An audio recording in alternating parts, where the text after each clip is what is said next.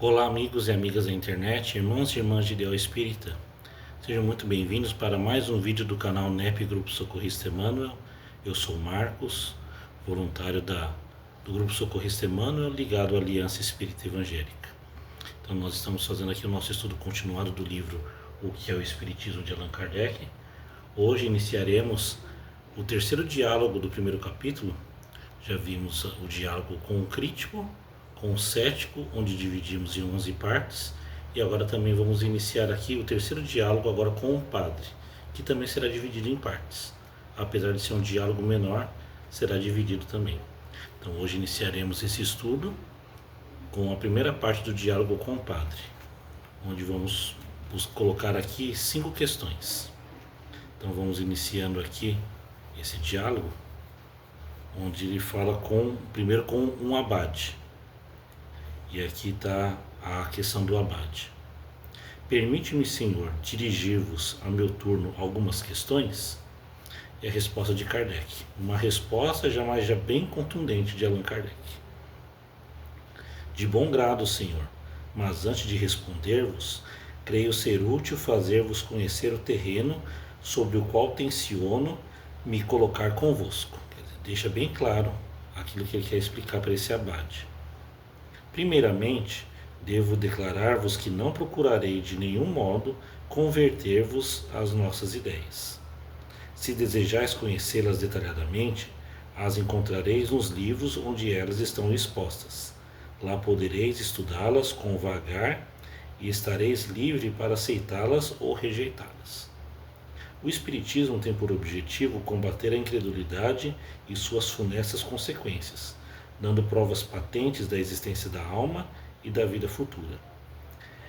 Ele se dirige, pois, àqueles que não creem em nada ou que duvidam, e o número deles é grande, como sabeis. Aqueles que têm uma fé religiosa e aos quais essa fé basta, dele não tem necessidade. Aquele que diz: eu creio na autoridade da Igreja e me atenho ao que ela ensina, sem nada procurar além dela. O Espiritismo responde que ele não se impõe a ninguém e não vem forçar nenhuma convicção. A liberdade de consciência é uma consequência da liberdade de pensar, que é um dos atributos do homem. O Espiritismo estaria em contradição com seus princípios de caridade e de tolerância, se ele não a respeitasse. Aos seus olhos, toda crença, quando sincera e não conduz o seu próximo ao erro, é respeitável, mesmo que ela fosse errônea. Se alguém tiver sua consciência empenhada em crer, por exemplo, que é o sol que gira, nós lhe diremos: crede se isso vos satisfaz, porque não impedirá a terra de girar. Mas, da mesma forma que não procuramos violentar vossa consciência, não procurai violentar a dos outros. Se de uma crença inocente em si mesma fazeis um instrumento de perseguição, ela torna-se nociva e pode ser combatida. Tal é, senhor abade, a linha de conduta que tive com os ministros de diversos cultos que a mim se dirigiram. Quando me questionaram sobre alguns pontos da doutrina, lhes dei as explicações necessárias, abstendo-me de discutir certos dogmas com os quais o Espiritismo não tem preocupações, cada um estando livre em sua apreciação. Mas jamais fui procurá-los no desejo de abalar sua fé mediante uma pressão qualquer. Aquele que vem a nós como um irmão, como tal o acolhemos. Aquele que nos recusa, nós o deixamos em paz. É o conselho que não cesso de dar aos espíritas, porque nunca aprovei aqueles que se atribuem a missão de converter o clero. Sempre lhes disse: semeai no campo dos incrédulos, porque lá está uma ampla colheita a fazer. O Espiritismo não se impõe porque, como eu disse, ele respeita a liberdade de consciência e sabe que toda crença imposta é superficial e não dá senão as aparências da fé, mas não a fé sincera. Ele expõe seus princípios aos olhos de todos, de maneira que cada um possa formar sua opinião com conhecimento de causa. Aqueles que o aceitam, padres ou laicos, o fazem livremente porque os acham racionais, mas não nos zangamos de nenhum modo com aqueles que não são da nossa opinião. Se hoje a luta entre a igreja e o espiritismo, temos a consciência tranquila de não tê-la provocado. Então, Allan Kardec deixou bem claro que o espiritismo ele não vem para fazer proselitismo. O que é fazer prosélito? Convencer alguém que nós temos a verdade, tirar a pessoa da fé dela, ou aquela que não tem fé nenhuma, que é um gnóstico, um ateu, de tentar convencer, trazer para o nosso lado. Então, como diz Allan Kardec aqui, isso fere a liberdade de opinião da pessoa. O que o espiritismo procura fazer é respeitar as pessoas. E nesse caso aqui, deixa esse espaço livre, né? Não vem para convencer ninguém. Na verdade, o espiritismo vem para levar essa mensagem de esperança, de consolação aos incrédulos. Como diz aqui, é um vasto campo para se trabalhar com essas pessoas, né? E não para tentar convencer ninguém. Ao contrário do que a igreja fazia naquela época, né? Combatendo o espiritismo, e ainda o faz em menor escala, mas ainda tem aqueles, né? Alguns padres que colocam os índios na internet, né? E combatendo o espiritismo e outras religiões como os detentores da verdade. Então, Allan Kardec deixa bem claro aqui se existia algum conflito, alguma contenda, alguma discussão entre espiritismo e igreja, partindo sempre da parte da igreja, porque ele não entrava em conflito, em contradição, porque se eles têm as opiniões deles, ele ficava em silêncio e não adianta discutir com quem acha que tem a verdade, porque cada um vai puxar, né, a sua opinião.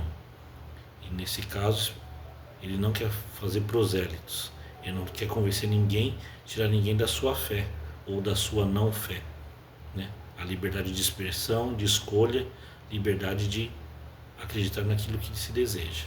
E é isso que ele veio deixar bem claro para o Abade aqui. Na segunda pergunta já é o padre. E fala aí a pergunta do padre. Se a igreja vendo surgir uma nova doutrina, nela encontra princípios que, no seu entender, crê dever condenar, contestar-lhe o direito de discuti-los e de combatê-los, de precaver seus fiéis contra aquilo que ela considera um erro, quer dizer, o padre acha que aquilo ali é errado e está no direito de combater. E a resposta é de Kardec: de forma alguma contestamos um direito que reclamamos para nós mesmos.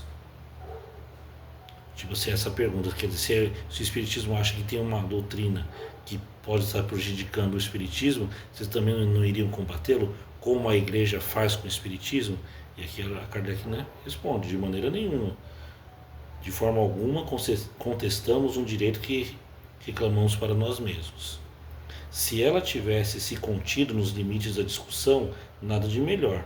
Mas lede a maioria dos escritos emanados dos seus membros ou publicados em nome da religião, os sermões que pregaram, e aí vereis a injúria e a calúnia extravasar de todas as partes, e os princípios da doutrina sempre indigna e maldosamente deturpados. Não se tem ouvido do alto do púlpito seus partidários serem qualificados de inimigos da sociedade e da ordem pública? Aqueles que ela reconduziu para a fé, anatematizados e rejeitados pela igreja, pela razão que ela entende melhor ser incrédulo, crer em Deus e na alma através do Espiritismo, não se afligiram por haver para os espíritas as fogueiras da Inquisição? Em certas localidades não os apontaram à repreensão dos seus concidadãos, chegando a fazê-los perseguir e injuriar nas ruas? Não se impôs a todos os fiéis fugirem deles como de pestilentos, desviando os serviçais de entrarem ao seu serviço? As mulheres não foram solicitadas a separarem-se de seus maridos, e os maridos de suas mulheres, por causa do Espiritismo? Não se fez perder seus lugares nos empregos, retirando aos operários o pão do trabalho e aos necessitados o pão da caridade, porque eram espíritas? Não foram despedidos de certos asilos até os cegos, porque não quiseram abjurar sua crença? Dizei-me, Sr. Abade, está aí a discussão real? Os espíritas opuseram a injúria pela injúria, o mal pelo mal? Não. A tudo opuseram a calma e a moderação. A consciência pública já lhe rendeu a justiça de que eles não foram os agressores. Então Allan Kardec coloca aqui várias perseguições que a igreja fez por conta das pessoas se declararem espíritas, né? Fazendo ali várias retaliações na sociedade, desempregando pessoas, incitando separações das famílias, desalojando pessoas necessitadas por elas não estarem renegando a sua fé ao espiritismo, até incitando de volta a Inquisição, se fosse o caso, né? Aqueles mais fervorosos, mais fanáticos, dizendo cristãos combatendo ali os hereges, né? Como naquela época da Idade Média, querendo fazer a mesma coisa com o Espiritismo. Então não foi por conta do Espiritismo que houve conflito. Veja aí na história, né, 2 exemplos aí. Primeiro, Chico Xavier e depois Divaldo Pereira Franco. Ali durante a vida deles, como eles foram perseguidos pela Igreja Católica. E todos aqueles que seguiam o Espiritismo foram retaliados, né? Foram perseguidos, achincalhados. Chico Xavier teve até que sair de Pedro Leopoldo e ir para uma outra cidade, Uberaba. Claro que por outras questões também, mas uma delas foi a perseguição da Igreja Católica em Pedro Leopoldo, não aceitando ele ali, né? Querendo que o expulsasse dali por trazer perturbação à ordem pública. Continuando aqui, outra questão do padre. Todo homem sensato deplora esses excessos, mas a Igreja não poderia ser responsável pelo abuso cometido por algum de seus membros pouco esclarecidos. A resposta de Kardec ela é contundente de novo. Concordo com isso, mas esses membros pouco esclarecidos são os príncipes da Igreja? Veja a pastoral do bispo de Argel e de alguns outros. Não foi um bispo que ordenou o Auto da Fé de Barcelona? O Auto da Fé de Barcelona foi a quantidade de livros queimados em praça pública por ordem de um bispo. Queimaram vários exemplares de livros dos espíritos, livros dos médiuns, algumas revistas espírita e o que é o espiritismo. Tudo queimado ali em praça pública. E aquilo que é queimado, né, chama a atenção das pessoas. Aquilo que é proibido, por que é proibido? O que contém naqueles livros? Chamou a atenção. Mas não foi ordem de algum subalterno. Veio do alto escalão da igreja. Continuando. A superior autoridade eclesiástica não tem todo o poder sobre os seus subordinados? Se, pois, ela tolera sermões indignos no púlpito evangélico, se favorece a publicação de escritos injuriosos e difamatórios contra uma classe de cidadãos, se não se opõe às perseguições exercidas em nome da religião, é porque ela os aprova. Em resumo, a Igreja, repelindo sistematicamente os espíritas que voltaram para ela, forçou-os a retrocederem. Pela natureza e violência de seus ataques, ela largou a discussão e a conduziu para um terreno novo. O Espiritismo não era senão uma simples doutrina filosófica, e foi ela mesma que o engrandeceu, apresentando-o como um inimigo terrível. Desculpe. Enfim, foi ela que o proclamou como uma nova religião. Foi uma imperícia, mas a paixão no raciocínio. Então, o Espiritismo só cresceu por conta dessa perseguição da Igreja Católica, né? E falando que adoradores do diabo. Aí é aquilo que fala, o diabo deve ser muito bom, porque o Espiritismo faz tanta caridade, ajuda tantos necessitados naquilo que Jesus pregou, mas é tudo aquilo que chama atenção e vê a Igreja Católica perdendo espaço para o Espiritismo, aí foi tentando combater de várias maneiras hostis, né?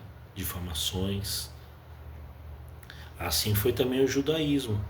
Então tentou calar Jesus por terem medo de sua doutrina se espalhar e o judaísmo perder espaço. os saduceus e os fariseus perderem as suas regalias, né, diante do povo. Aqui a quarta questão é de um livre pensador, que pergunta o seguinte: tendes proclamado a toda hora a liberdade de pensamento e de consciência, e declarado que toda crença sincera é respeitável. O materialismo é uma crença como qualquer outra. Por que não gozaria ele de liberdade que concedeis a todas as outras? É a resposta de Kardec. Cada um é seguramente livre para crer no que lhe agrada, ou para não crer em nada, e não desculparíamos mais uma perseguição contra aquele que crê no nada depois da morte, que contra um sistemático de uma religião qualquer. Combatendo o materialismo, nós atacamos não os indivíduos, mas uma doutrina que, se é inofensiva para a sociedade, quando se encerra no foro íntimo da consciência de pessoas esclarecidas, é uma calamidade social, se ela se generaliza. A crença de que tudo termina para o homem depois da morte, que toda solidariedade cessa com a vida, o conduz a considerar o sacrifício do bem-estar presente em proveito de outro como uma intrugice. Daí a máxima: cada um por si durante a vida, uma vez que nada há além dela. A caridade, a fraternidade, a moral, em uma palavra, não tem nenhuma base, nenhuma razão de ser. Por que se mortificar, se reprimir, se privar hoje, quando amanhã talvez não existiremos mais? A negação do futuro, a simples dúvida sobre a vida futura são os maiores estimulantes do egoísmo, fonte da maioria dos males da humanidade. É preciso uma virtude bem grande para se deter sobre a inclinação do vício e do crime, sem outro freio além da força da vontade. O respeito humano pode conter o homem do mundo, mas não aquele para o qual o temor da opinião pública é nulo. A crença na vida futura, mostrando a perpetuidade das relações entre os homens, estabelece entre eles uma solidariedade que não termina no túmulo. Ela muda assim o curso das ideias. Se essa crença fosse apenas um espantalho, seria temporária, mas como sua realidade é um fato adquirido pela experiência, ela está no dever de a propagar e de combater a crença contrária, no interesse mesmo da ordem social. É isso que faz o Espiritismo, e com sucesso, porque dá as provas e porque, em definitivo, o homem prefere ter a certeza de viver feliz em um mundo melhor, como compensação às misérias deste mundo, do que crer estar morto para sempre. O pensamento de se ver aniquilado para sempre, de crer os filhos e os seres que nos são caros, perdidos, sem retorno, sorri a um bem pequeno número, crede-me. Por isso, os ataques dirigidos contra o Espiritismo, em nome da incredulidade, têm tão pouco sucesso, e não o abalaram um instante. Então, Allan Kardec diz aqui, né? Se não dá liberdade de pensar, porque não deixa as pessoas sejam materialistas. Mas o materialismo leva à degradação da sociedade, é um retrocesso. Quando as pessoas acham que não tem uma esperança, um porvir, de onde eu vim, para onde eu vou, a pessoa perde o estímulo da vida. Então há uma degradação social, degradação moral, até intelectual. E o Espiritismo vem combater isso, não as pessoas, mas as ideias. Então o materialismo é uma coisa que se combate, não só o Espiritismo, mas qualquer religião espiritualista, que crê na vida após a morte. No caso, o Espiritismo é uma religião reencarnacionista, né? Na pluralidade das existências, na anterioridade da alma. Espiritualismo pode-se colocar ali o próprio catolicismo, o protestantismo, mas aí essas religiões acreditam apenas na unicidade da existência, como na vida única. E já tanto o espiritismo como outras doutrinas, teosofia, budismo, hinduísmo, brahmanismo, entre outras filosofias, acreditam aí na continuidade da vida após a morte. Então o combate aqui é essa ideia, né, do materialismo, do hedonismo, uma entrega ao prazer, sem pensar no porvir, achar que é só essa vida e depois não existe mais nada. É isso que o Espiritismo combate, porque é uma degradação social. As pessoas deixam de acreditar, de ter esperanças. Então, como ele diz aqui, o homem prefere ter a certeza de viver feliz em um mundo melhor, como compensação às misérias deste mundo, do que crer estar morto para sempre. E aqui, encerrando com a última pergunta do padre, a religião ensina tudo isso e bastou até o momento. Qual é, pois, a necessidade de uma nova doutrina? E a resposta do Kardec é curta e grossa. Se a religião basta, por que há tantos incrédulos, religiosamente falando? A religião nos ensina, é verdade, e nos diz para crer, mas há muitas pessoas que não creem apenas em palavras. O Espiritismo prova e faz ver o que a religião ensina por teoria. Aliás, de onde vêm essas provas? Da manifestação dos Espíritos. Ora, é provável que os Espíritos não se manifestem senão com a permissão de Deus. Se, pois, Deus, em sua misericórdia, envia aos homens esse socorro para tirá-los da incredulidade, é uma impiedade recusá-lo. Aquilo que diz no próprio Evangelho segundo o Espiritismo. É fora da caridade que não haverá salvação. Então não importa ter uma religião, importa ter religiosidade. Praticar a verdadeira caridade conforme entendia Jesus. Benevolência para com todos, indulgência para com as imperfeições alheias e o perdão das ofensas. Então, vamos encerrando aqui essa primeira parte do diálogo com o padre, e no próximo vídeo nós daremos continuidade à segunda parte com mais 5 perguntas, 5 questões do padre para Allan Kardec. Então, vamos aqui agradecendo a Deus nosso Pai, a Jesus nosso Mestre por mais essa oportunidade de estudo, que se hoje for a vontade de Deus, que possamos estar reunidos novamente para a segunda parte do diálogo com o padre, do estudo do livro que é o Espiritismo. Então, agradeço a atenção de todos e tenhamos aí uma ótima semana de estudos e reflexões. Que assim seja, graças a Deus e graças a Jesus.